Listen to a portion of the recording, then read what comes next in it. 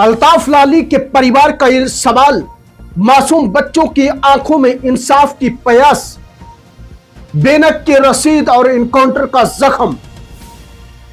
आज एक ऐसी दिल दलाने वाली कहानी आपके सामने दोबारा लेकर आ रहा है जिसे सुनकर हर हसास दिल जो है लरज उठेगा। महरीन में अल्ताफ लाली की भतीजी हूँ, वो अल्ताफ लाली जिसको मारा गया थाने में बुला के। ये दो बेटियाँ और ये दो बेटे, उनने इस लोन निकाल के, ये है उसकी बैंक काफी लोन निकाल के ये पेड़ लगाए थे उन बच्चों को पढ़ाने के लिए। कौन सा बैंक था जिसने एक मिलिटेंट को लोन दिया? अगर वो मिलिटेंट था उसको लोन कौन देता? हम आपके आगे इतना इंसाफ चाहते हैं कि हमें उसकी डेड बॉडी वापस चाहिए और जो 3 लोग बंद हैं और उन लोगों को छोड़िए, वरना ये लोग उन्हें भी मार देंगे। ये कहानी बांडीपुरा के अल्ताफ लाली की है और उसके भतीजी की वो पकार जो इस वक्त एक बाग में खड़े होकर पूरे निजाम से सवाल कर रही है। अल्ताफ लाली के भतीजी का मुतालबा बिल्कुल साफ है, हमारे चचा अल्ताफ लाली की डेड बॉडी हमें लौटाई जाए। और नाज़रीन, इस अपील के दौरान आप उनके साथ खड़े 2 छोटे मासूम बच्चों को देख सकते हैं जिनकी आंखों में सवाल है लेकिन जबान खामोश है।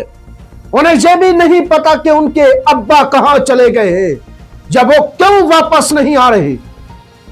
परिवार का इल्जाम है कि पुलिस ने अल्ताफ लाली को घर से बुलाया, वो गया और फिर जिंदा वापस नहीं आया।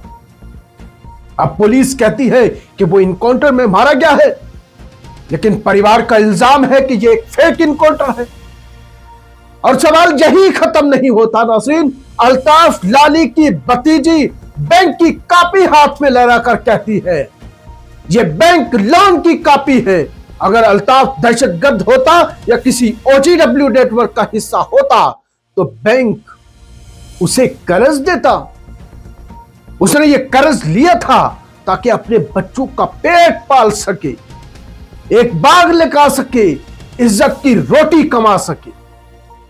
यह कोई मामूली बयान नहीं नाज़रीन, यह एक टूटे हुए खानदान की गवाही है। अब सवाल यह है कि अगर वाकई ही अल्ताफ किसी सरगर्मी में मुलव्वस था तो क्या कोई तफ्तीश नहीं होनी चाहिए थी? क्या अदालतों का रास्ता नहीं था? क्या तहकीक और इंटरोगेशन का अमल नहीं होना चाहिए था? लेकिन जहां तो बराह रास्त गोली चली, एक शख्स जो जिंदा पुलिस चौकी गया वो लाश बनकर वापस नहीं आया। परिवार ने मजीद इल्जाम लगाया है कि जब हमने इंसाफ मांगा, आवाज बुलंद की, तो मजीद 3 लोगों को हिरासत में ले लिया गया। क्या अपनी बात करना भी अब जुर्म बन गया है?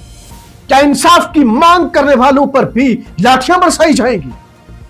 यह सवाल सिर्फ अल्ताफ लाली के खानदान का नहीं है नाज़रीन, यह सवाल हर हिंदुस्तानी, हर जम्मू कश्मीर के शहरी का है जिसका आईन हक देता है कि वो अपनी बात कहे, इंसाफ मांगे, सवाल करे। अब नाज़रीन, यह भी सच है कि पहलगाम हमले के बाद पूरी रियासत में सख्ती बरती जा रही है, सिक्योरिटी अदारे हाई अलर्ट पर हैं। लेकिन क्या इस हाई अलर्ट के नाम पर आप शहरियों के हकूक को कुचल सकते हैं? कुचल दोगे? क्या सिस्टम के ऑफिसरान महज अपनी कारकर्दगी दिखाने के लिए या बड़े अफसरों को खुश करने के लिए ऐसे इक़दामात उठाएंगे?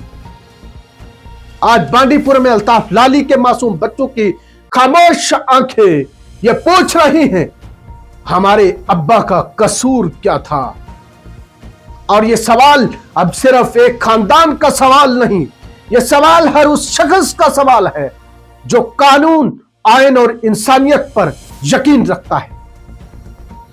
हम दोहराते हैं, हम उन इल्जामात की आजादाना तस्दीक नहीं करते, लेकिन इन इल्जामात की गैर जानिबदाराना, शफाफ और मुकम्मल तहकीकात जरूरी है, क्योंकि जहां सवाल उठते हैं वहां जवाब देना रियासत की जिम्मेदारी होती है।